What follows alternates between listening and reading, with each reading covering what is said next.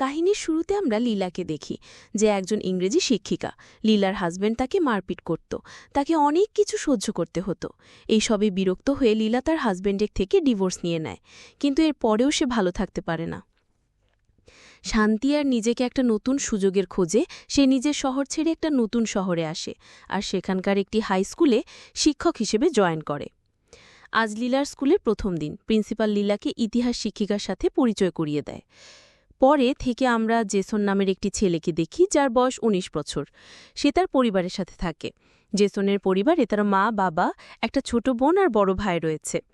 পরিবারের খরচ কোনো রকমে চলত। জেসনের বড় ভাই বেশি টাকা ইনকামের জন্য ড্রাগস বিক্রি করত, কিন্তু একদিন সে ধরা খেয়ে জেলে চলে যায়। এই জন্য বাবা মা চায় যেন জেসন এরকম ভুল না করে, তাই তারা জেসনকে পড়ালেখায় মন দেওয়ার জন্য বারবার বোঝাতে থাকে। জেসন আসলে পড়ালেখায় ভালো ছিল না, তাই জেসনের বাবা মা তাকে নিয়ে খুব চিন্তিত থাকে। জেসনকে কয়েকবার কোনো স্কুল থেকে বের করে দেওয়া হয়েছে। এখন জেসনও বেশি টাকা ইনকামের ধান্দায় ড্রাগস সেল করার কাজ করে, যেন সে তার ছোট বোনকে স্কুলের খরচ দিতে পারে। পরের দিন স্কুলে, যেখানে লীলা স্টুডেন্টের পড়া ছিল, জেসনও সেই স্কুলে পড়ে আর সবসময় ক্লাসের সামনের বেঞ্চেই বসত। পড়ালেখায় তার মন বসে না, সে বেশিরভাগ সময় বন্ধুদের সাথে নেশা করে আর অনেক রাত করে বাড়ি ফিরে। ক্লাসে যখন লীলা লাঞ্চ ব্রেকের সময় একা ছিল, তখন স্পোর্টস শিক্ষক অ্যান্ড্রু তার কাছে আসে এবং বলে, আপনার পড়ানোর ধরন আলাদা আর মনে রাখার মতো। এটা শুনে লীলা খুশি হয় আর দুজনের মধ্যে হালকা কথাবার্তা চলে। রাতে লীলা তার মায়ের সাথে ফোনে কথা বলেন।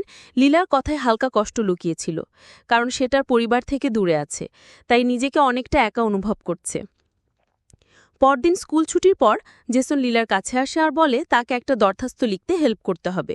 তখন লীলা জানতে চায় বিষয়টা কি। জেসন বলেন নিজের ব্যাপারে লিখতে চাই, কিন্তু সেটা সিক্রেট থাকবে। লীলা বলেন, তুমি আমাকে শেয়ার করতে পারো, আমি কাউকে কিছু বলবো না, আর এতে আমি আমার শিক্ষার্থীদের ভালো করে বুঝতে পারবো। জেসন কাউকে নিজের ব্যাপারে বলতে চায় না, তাই সে ওখান থেকে চলে যায়। লীলা তার পেছনে যেতে লাগে, তখন হিস্ট্রি টিচার চলে আসে আর বলে, এরকম শিক্ষার্থীদের দিয়ে কিছুই হবে না। তবে লীলা বলে, আমার কাজ সব শিক্ষার্থীদের ভালো করে পড়ানো। পরদিন লীলা সব স্টুডেন্টদের ফাইল দেখছিল, তখন সে জানতে পারে জেসন স্কুলে নতুন আর তার পড়ালেখার রেজাল্ট খুবই খারাপ। লীলার জেসনের জন্য দুঃখ হয়, তাই সে জেসনের রেজাল্ট ভালো করতে জেসনের দিকে লক্ষ্য রাখার সিদ্ধান্ত নেয়। এরপর ক্লাসের সব স্টুডেন্টরা তাদের লেখা কবিতা শোনাচ্ছিল। যখন জেসনের সিরিয়াল আসে, তখন সে কাঁপা কাঁপা গলায় কবিতা পড়তে থাকে। তার কবিতা এক ধরনের সত্যিকারের কষ্ট লুকিয়েছিল। লীলা তার কবিতা অনেক পছন্দ করে। ক্লাস শেষ হবার পর লীলা জেসনের কবিতার প্রশংসা করে আর বলে, তোমার কবিতা অনেক ভালো হয়েছে, যদি তুমি পড়ালেখায় মন দাও তাহলে তোমার নাম্বার ভালো হবে। এই কথা শুনে জেসন অনেক খুশি হয়। পরদিন লীলা যখন স্কুলে ছিল, তখন তার কাছে অ্যান্ড্রু আসে। সে লীলাকে রাতে বারে চিল করতে যাওয়ার কথা বলে। লীলা তার কথায় রাজি হয়ে যায়। তারপর রাতে দুজন একটা বারে ড্রিঙ্কস করার পর ডান্স করতে থাকে। ওখানে জেসনও তার বন্ধুদের সাথে আসে। সে লীলাকে এনজয় করতে দেখে অনেক খুশি হয়, আর জেসনেরও ডান্স শেখার ইচ্ছা হয়। তারপর লীলা ওখান থেকে চলে যায়। পরদিন লীলা দেখে জেসন তার ক্লাস থেকে বাইরে করছিল। এটা দেখে তার ভালো লাগে না। তারপর যখন ক্লাসে আসে, তখন লীলা তাকে বলে এরপর থেকে যেন জেসন ক্লাস মিস না করে। এখানে লীলা জেসনকে বলে, আমি তোমার জন্য স্কুল ছুটির পর রোজ ৩০ মিনিট করে এক্সট্রা ক্লাস নিতে চাই, যেন তুমি তোমার প্রবলেমগুলো সলভ করতে পারো। এটা শুনে জেসন রাজি হয়ে যায়। এরপর লীলা তার ক্লাস নিতে শুরু করে। জেসন লীলার চোখের দিকে তাকিয়ে থাকে। সে আস্তে আস্তে লীলাকে পছন্দ করতে শুরু করেন। জেসন লীলার থেকে চোখ সরাতেই পারে না, কিন্তু লীলা এটা ভেবে চিন্তিত হয়ে যায়। সে বুঝতে পারে যে জেসন তাকে পছন্দ করতে শুরু করেছে। রাতে লীলার মন খারাপ ছিল, কারণ সে নিজেকে অনেক একা ফিল করে। তার এমন একজন মানুষের প্রয়োজন ছিল যে তাকে বুঝতে পারবে। তখন যখন লীলার ঘরে চলে আসে, তার নাক মুখ থেকে রক্ত বের হচ্ছিল এবং তার মুখে চোটের দাগ ছিল। এটা দেখে লীলা তাকে ঘরের মধ্যে নিয়ে আসে। এখানে জেসন তাকে বলে, এই অবস্থায় সে ঘরে যেতে পারবে না, তাই এখানে নিজেকে ক্লিন করে তারপর ঘরে চলে যাবে। এরপর লীলা যখন তার কাছে জানতে চায় এই অবস্থা কিভাবে হলো, জেসন বলে এটা শুধু একটা ছোট ঝগড়া ছিল। তারপর জেসন ওখান থেকে চলে যাচ্ছিল, তখন লীলা বলে, এখনও বৃষ্টি হচ্ছে, তাই আমি তোমাকে গাড়িতে করে পৌঁছে দেব। জেসন রাজি হয়ে যায়। লীলা তাকে গাড়িতে নিয়ে বের হয়। রাস্তায় লীলা জেসনের কাছে তার পরিবারের কথা জানতে চায়, কিন্তু জেসন কিছুই বলে না, কারণ সে তার পরিবারের ব্যাপারে কিছু বলতে চায় না। এরপর যখন লীলাকে একটি জায়গায় নিয়ে যায়, জেসন গাড়ি থেকে বের হয়। তারপর লীলাকেও বাইরে আসতে বলে। এখান থেকে দুজন শহর দেখে, যার ভিউটা ছিল দারুণ। জেসন লীলাকে বলে, আমি তোমাকে বারে ডান্স করতে দেখেছিলাম। আমি চাই যে তুমি আমাকে ডান্স শেখাও। জেসন ডান্স করার বাহানায় লীলাকে টাচ করার চেষ্টা করে। লীলা পেছনে সরে যায় আর বলে এটা ঠিক নয়। আমাদের সম্পর্ক টিচার স্টুডেন্ট, আর এইসব যেন দ্বিতীয়বার না হয়। তবে কোথাও না কোথাও লীলারও জেসনের সাথে সময় কাটাতে ভালো লাগত, কিন্তু এই ব্যাপারটা লীলা নিজের মধ্যে লুকিয়ে রাখে। এরপর লীলা জেসনকে বাড়িতে পৌঁছে দিয়ে চলে যায়। পরদিন জেসনের মা বাড়িতে জেসনের টেস্ট পরীক্ষার রেজাল্ট দেখে, যেখানে জেসনের নাম্বার আগের থেকে ভালো এসেছে। এটা দেখে জেসনের মা খুশি হয় আর জেসনকে জিজ্ঞেস করে স্কুলের যে নতুন টিচার এসেছে তার জন্য এটা সম্ভব হয়েছে। এটা শুনে জেসনের মা বলে, পরের বার পেরেন্ট টিচার মিটিংয়ে আমি তাকে ধন্যবাদ জানাবো। জেসন সোশ্যাল মিডিয়ায় লীলার ছবি দেখছিল এবং তার প্রতি আরও অ্যাট্রাক্ট হতে থাকে। রাতে লীলা অ্যান্ড্রুর সাথে আবারও সেই বারে যায়। ওখানে জেসন ছিল, সে লীলাকে দেখতে থাকে। অ্যান্ড্রু লীলার কাছে তার প্রথম হাজব্যান্ডের ব্যাপারে জিজ্ঞেস করে এবং তাকে এটাও জিজ্ঞেস করে তাদের ডিভোর্স কেন হয়েছে। এসব প্রশ্নে লীলা বিরক্ত হয়ে ওয়াশরুমে চলে যায়। তার পেছনে পেছনে জেসনও যায়। যখন লীলা বাইরে আসে তখন জেসন তাকে কিস করে দেয়। লীলাও নিজেকে সামলাতে পারে না আর সেও কিস করে, কারণ সেও জেসনের প্রতি অ্যাট্রাক্ট হয়ে পড়ে। এরপর যখন লীলা বুঝতে পারে সব অন্যায়, তখন সে জেসনকে থামিয়ে দেয়। এরপর লীলা অ্যান্ড্রুর কাছে আসে আর বলে তার মা অসুস্থ, তাই জরুরি তাকে চলে যেতে হবে। এটা বলে লীলা চলে যাচ্ছিল, তার পেছনে জেসনও চলে যায়। এখানে অ্যান্ড্রুর কাছে হিস্ট্রি টিচার আসে, যে অ্যান্ড্রুকে পছন্দ করত। ওদিকে লীলার ঘরের সামনে জেসন চলে আসে, কিন্তু লীলা তাকে বলে সে তার সাথে দেখা করতে চায় না আর জেসনকে ওখান থেকে চলে যেতে বলে। জেসন বলে সে কিছু কথা বলে ক্ষমা চেয়ে ওখান থেকে চলে যাবে। এটা শুনে লীলা দরজা খোলে। তখন জেসন নিজের মনের কথা বলতে শুরু করে, কিন্তু লীলা তাকে মিথ্যে বলে আর জানায় সে তাকে পছন্দ করে না। জেসন বলে, যদি তুমি আমাকে না চাও তাহলে আমি যখন তোমাকে কিস করেছিলাম তখন তুমিও আমাকে কেন কিস করেছিলে? এটা শুনে লীলা বলে সেটা আমার ভুল ছিল। তখন জেসন আবার তাকে কিস করে। এবার লীলা নিজেকে আটকাতে পারে না।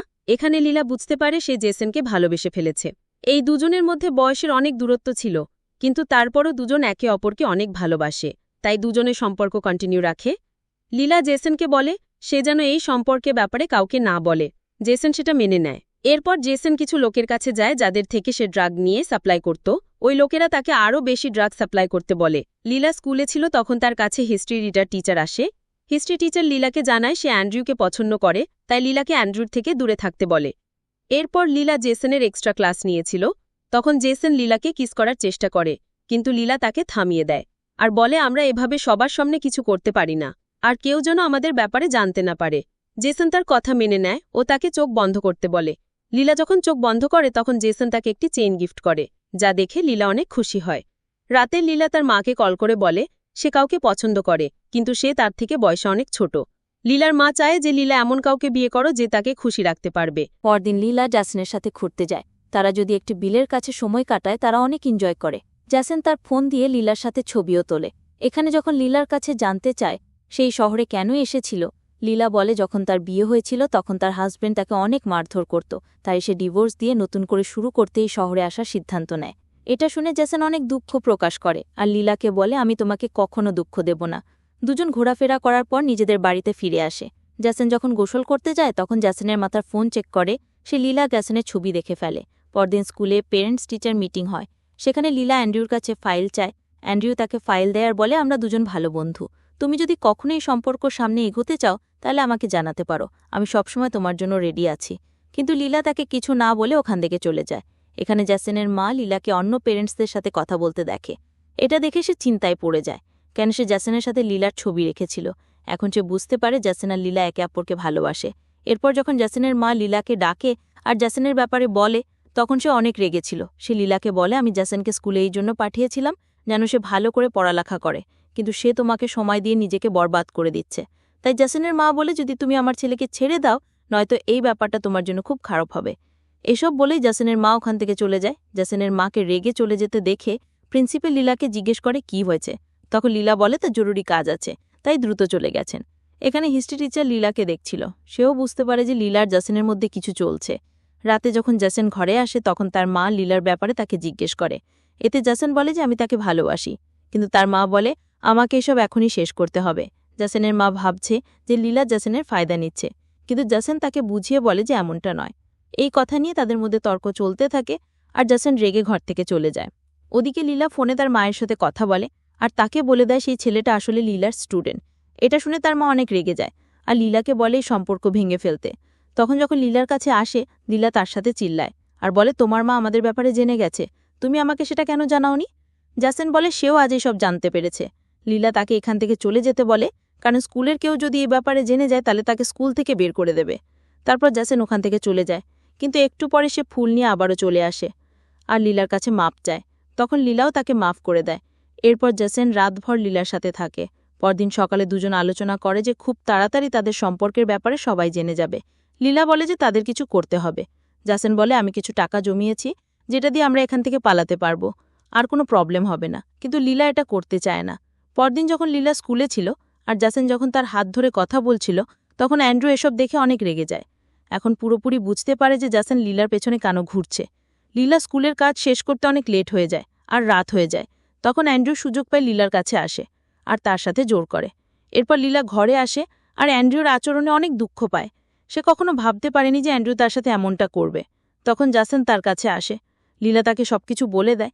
এটা শুনে জ্যাসেন রেগে বলে, তুমি পুলিশের কাছে কমপ্লেন করো। কিন্তু লীলা বলে অ্যান্ড্রু তাকে ধমক দিয়ে বলেছে পুলিশের কাছে গেলে আমাদের সম্পর্কের কথা সবাইকে জানিয়ে দেবে। যখন জ্যাসেন স্কুলে যাওয়ার সময় অ্যান্ড্রুকে দেখে, তাকে দেখে রেগে যায় আর তার কুকর্মের জন্য তাকে মারতে থাকে। কিছুক্ষণ পর পুলিশ এসে জ্যাসেনকে অ্যারেস্ট করে। এরপর পুলিশ স্টেশনের সামনে লীলা বসে থাকে আর জ্যাসেনের মা জ্যাসেনকে ছাড়িয়ে নিয়ে যায়।